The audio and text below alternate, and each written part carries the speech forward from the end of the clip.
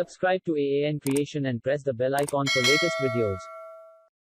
Welcome again friends. No matter what kind of content you keep on your computer, you'll always find reasons to hide certain files and folders.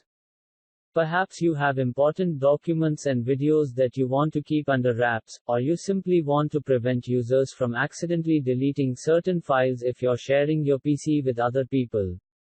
For whatever the reason it might be, on Windows 10, you can quickly hide a file or folder using the attrib command using command prompt. First, open your file or folder and click the address bar and type cmd, just enter. Type the following command +H and your folder or file name. Quotation marks are only necessary when there are spaces in the name, you no need to type +S+R2.